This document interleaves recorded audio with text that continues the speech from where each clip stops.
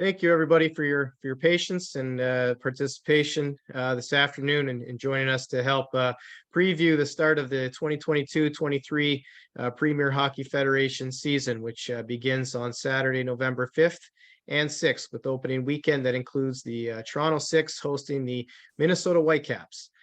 Joining us at this time are head coach of the Toronto Six, Geraldine Heaney, as well as Captain Shiann Darkangelo.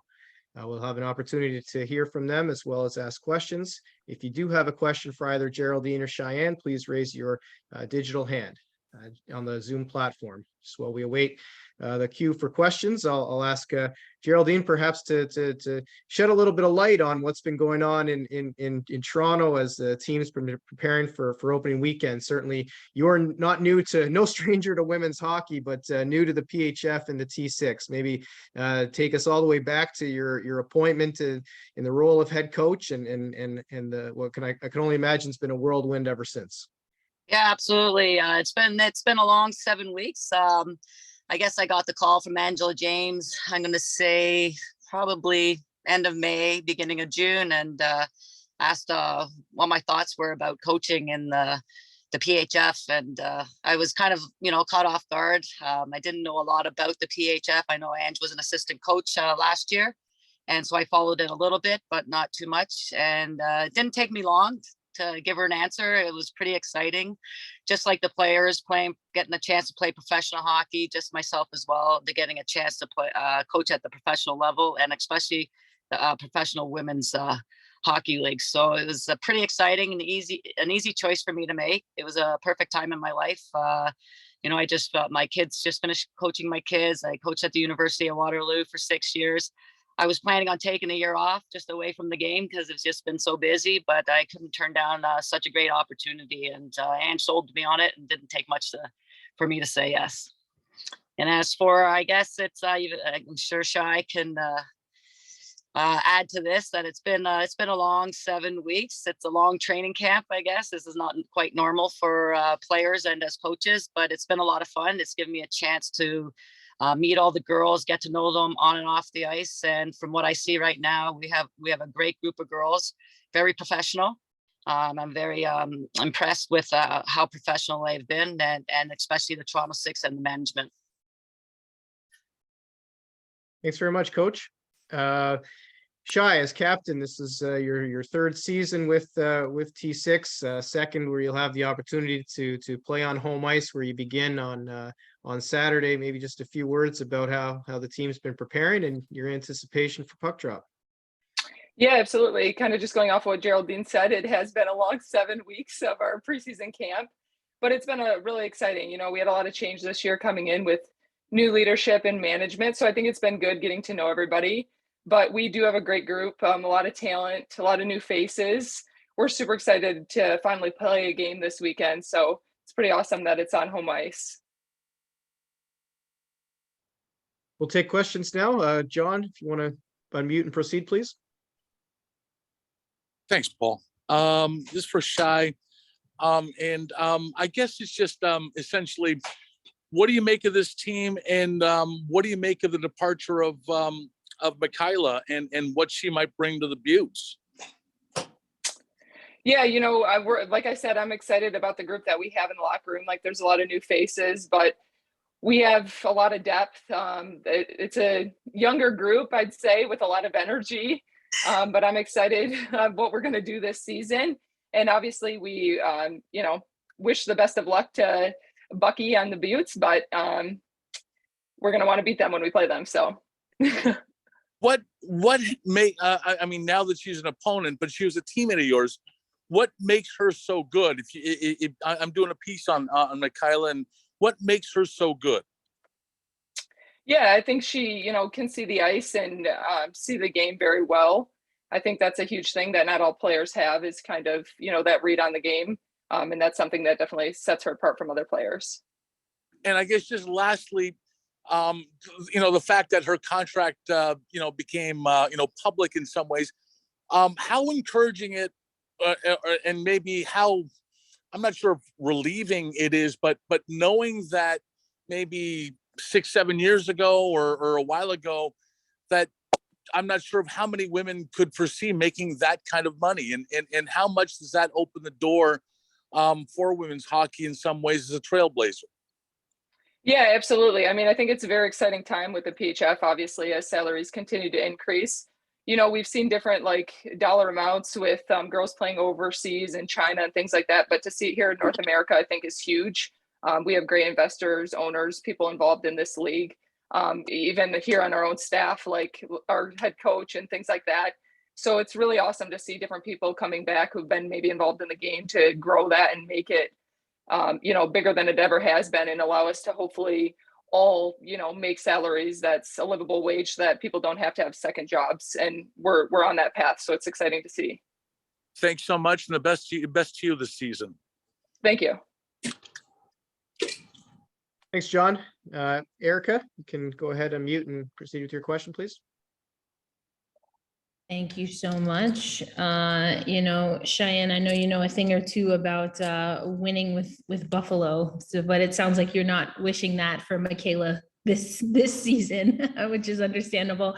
But you have been in the league you've been in the league before. You mentioned and alluded to playing overseas, and that what we're seeing Michaela Grant-Mentis get, we've seen in other iterations of women's hockey. But when you think about coming back to the PHF for this season, what really stands out to you from across your pro career, as we see things like the streaming and obviously the salary cap change from season to season? Yeah, definitely. I mean, right now it's the only professional women's league in North America, right? And I think some of the things are like what we experience as players, like our facilities and some of those day-to-day things that we get that maybe the outsiders don't see. Like, we're always so focused on salaries, but the player experience is huge. And, having coaches that are at a high level coming in and wanting to be a part of the league is huge. And then having training staff, med staff, having our own locker rooms, like, kind of a funny story, but Sammy Jo coming into our organization this year, obviously I had the opportunity to play for her with the Furies. And even she was like, wow, this is awesome what you guys have here in Toronto. And I don't say that to like laugh or make a joke of it. It's just like, yeah, it is the real deal. And we can always build and pick things that we want to build on. But I mean, I think even Geraldine could probably touch on this compared to when she played. Like, we really have been making strides. Obviously, there's so much growth to go, but we can't forget where we're at and how far we've come to this point. And you mentioned that there's additional training. Sammy Jo Small talked to us at media and really mentioned that it seems like all teams are getting not only on ice training, but some off ice training and having access to being able to work out on their own. But it has been an extended preseason, or at least certainly than what we've seen in women's pro hockey. With all that time that you've been able to build as a team, and with a changed schedule, what can you say has been the thing that you've been able to personally work on about your game that differs from, again, when you've played professionally before? Yeah, I mean, I think it just allows us, I don't know, like, it just allows us as a team to have more time together working on things that maybe in the past you'd have a couple of weeks and then you'd hit the ice for a game. And our seasons are getting longer, right? But it's still a pretty short number of games. So you have to be ready at that first drop of the puck. So I think this just allows us to get to know, the staff that and since we've had new people come in and then new players and things like that, to kind of gel so that we are ready to work together and kind of know what makes each other tick heading into that first weekend. Yeah, thanks, Shai. Coach, I'd love to chat with you also. First, I know that there was a situation with the organization where you weren't able to take the ice against Montreal. I just wanted to just ask generally, and whatever you're able to share of how is the organization doing, and do you foresee anything that might preclude the team from being able to compete this weekend? No, we left it up. It was an unfortunate thing that happened, and we just pulled the bus over and we just left the decision up to the players, and how they want to proceed, whether they want to continue with playing the game that night or if they want to go home. And they're the players, they're the ones going on the ice, they're the ones playing the game. And at the end of the day, the majority, and I think it was probably almost everybody, decided that they wanted to go back home and support the player that was involved. And I think, and the management supported their decision. And I do think it was the right decision. It was just unfortunate. It was going to be really our first and only real, I guess, exhibition games. We had the opportunity to play a couple of boys teams, but it's not quite the same. So that's adversity, and we're just dealing with it at the beginning of the year. And I thought the group handled it very well, and that's only going to make us stronger on and off the ice. Yeah, thank you for sharing that, Coach. And I mean, I'm sure you've seen the outpouring of support, and just want to extend that continually for the team and know how these things can go. This is your first season, as you just mentioned, and I'm curious, what has been the approach with this team? What do you see as the identity building for this Toronto 6 team, and how does that fit into the vision that you have for how you'd like the team to compete in the PHF this season? Well, from what I've seen so far, I think we have a positive, high energy group, almost like fun-like atmosphere, which is what I like, but with a blue collar mentality. So when I've played, I was always a hard worker, but it was always fun. So working hard and having fun. And I truly believe you enjoy what you're doing, you're going to be successful in it. And just by looking at this team, I think we have, like Shiann mentioned, I think we have a lot of depth. We have a lot of talent on this team. Unfortunately, I don't really know the competition that well yet, obviously, because this is my first year, and I think a lot of the teams have changed, a lot of the players as well anyhow. So we're ready. I think we're just itching to get playing, and we're very excited that our first game is going to be a home game. And the first game, it's sold out. I think the atmosphere is going to be unbelievable. And, this group of players have worked so hard for the last 7 weeks. And I've been so impressed with the professionalism that they've taken as players. And like I mentioned earlier, our management as well. And like Shai said, I wish I was playing right now. It gets me excited. I'd love to be able to jump on the ice. It's just the opportunity that these women have right now. And just like she said, the facilities and everything that's offered to them, I think it's great. And it just shows you how far the game has come. And I'm so proud that I was part of that to get the game to where it is today. But I'm even more proud to be coaching and staying involved with the game. Since you said you'd like to hop on the ice, Coach, are you participating in the Legends game this year? No, I don't play too much. I just skate around with them a little bit with practices, but it's a lot of fun. I just love being out in the ice. All right. Yeah. And so for Hockey Hall of Fame, no Legends game for you this year? No, not this year. No.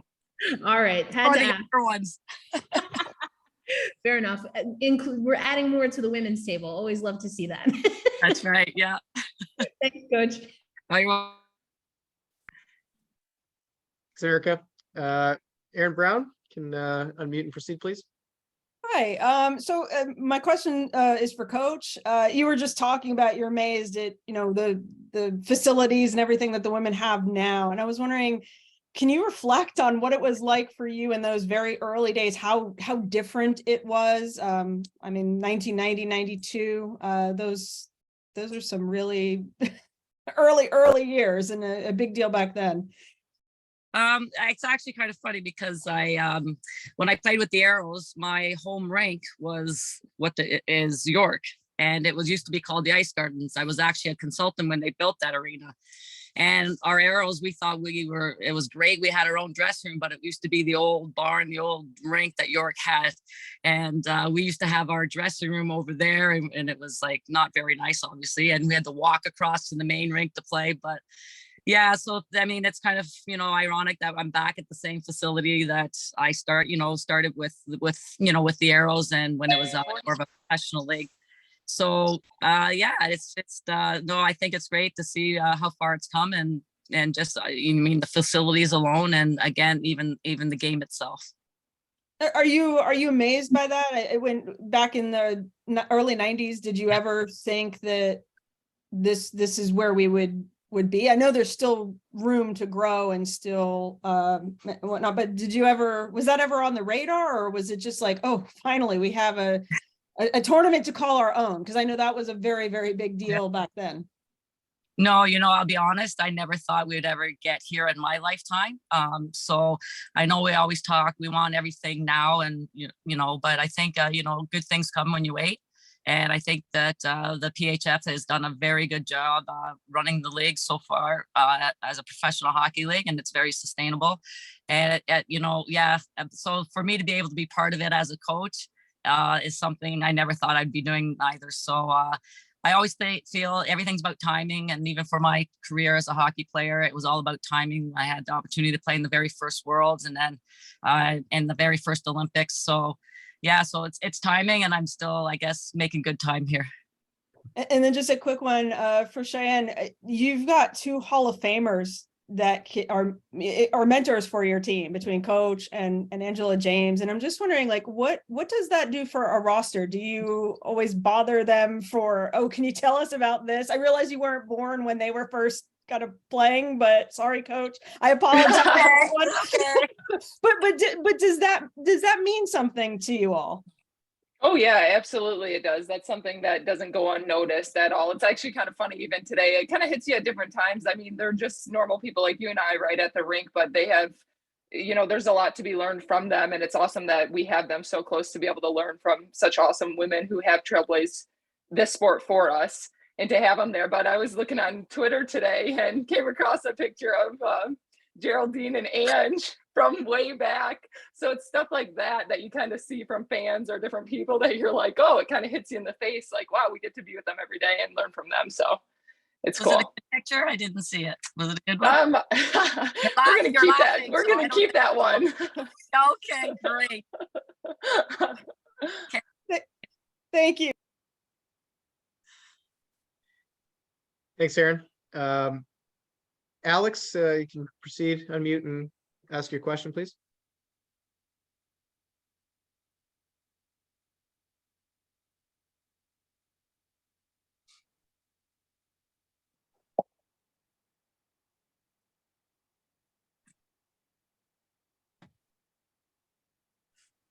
Alex, are you there? I know you're unmuted, but cannot see or hear you.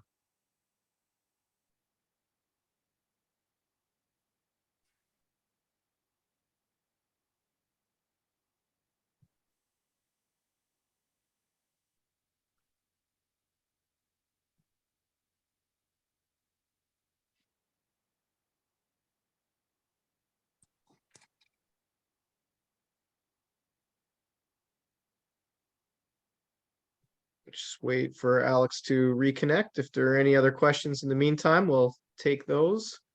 Reminder to please raise your digital hand in the Zoom platform.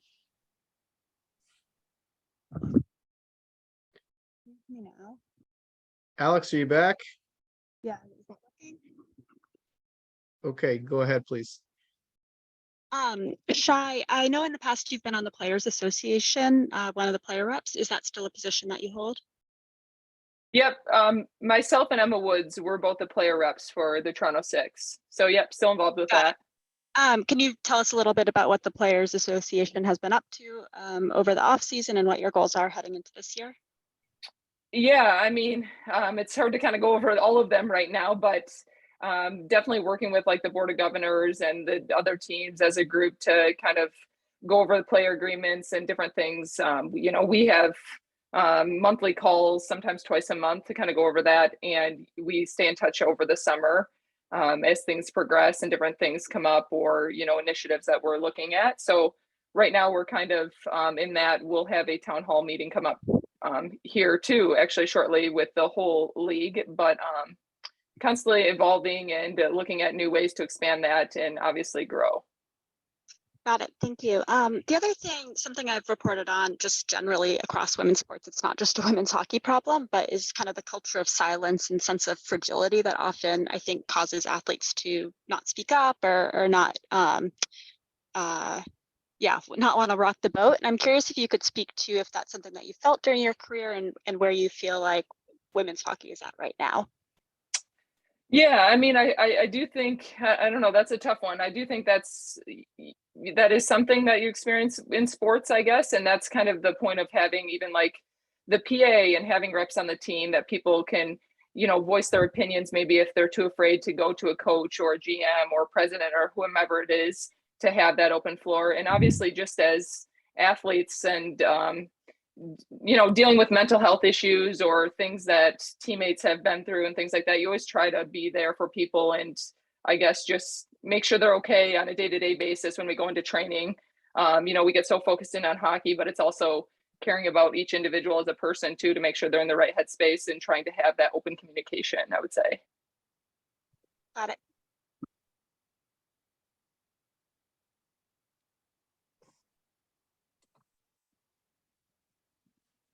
Thanks, Alex. Take another question from Courtney. You can unmute and proceed, please.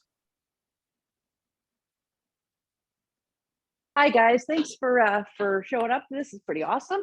So I just want to ask for both of you. We've had all the re-signings. Shiann, yourself. You have Elaine Chuley, Tinker, Brianna Wilson, Bennett. You've also had some major new signings, new faces. Brittany Howard, Carly Jackson, which gives you guys probably arguably the best 1-2 tandem for goaltending. What identity are you guys kind of going for this season?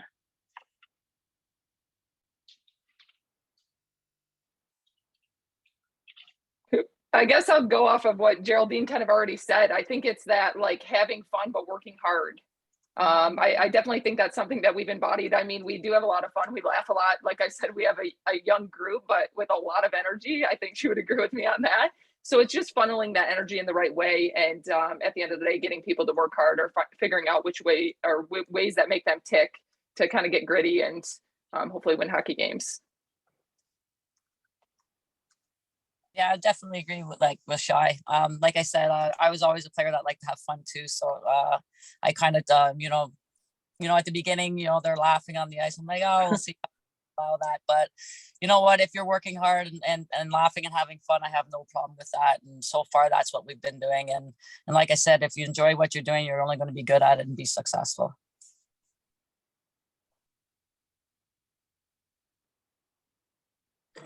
Thank you, Courtney. We got time for another one from Erica. Erica, you go ahead and unmute, please. All right, thanks. Coach, coming to you again, and then Shy, I have a similar question for you, but you both mentioned that this is a new team, and Coach, you mentioned that obviously you're new to this league, we know that. So when you think about an opponent like Minnesota, and they've been in the league before, but they also are a new team, what are some of the things that you are looking at internally from a coaching staff perspective to measure success for your team against? Are there particular things that you're really asking the team to focus on? And then Shai, same question to you, but just from the leadership, the player leadership group, are there any things that you're really focused on ahead of this weekend? We're just focused on our team. Even when we play down the road as well, we can only control what we can do. So I really, just focus on, our structure and our systems and what we've been learning over the last, 6-7 weeks, and just implementing that into the games. And for me, for success, have they listened and are they willing to buy in? So I'll learn that pretty quick. I think probably within the first game. But with this group, I'm pretty sure they're working hard. Like I said, this weekend's huge for us as coaches to learn our own team, especially our own team. And like I said, I only usually worry about our own team. Now we'll do, scouting on other teams obviously down the road once we played them. But right now we're just very focused on ourselves and what we can do on the ice.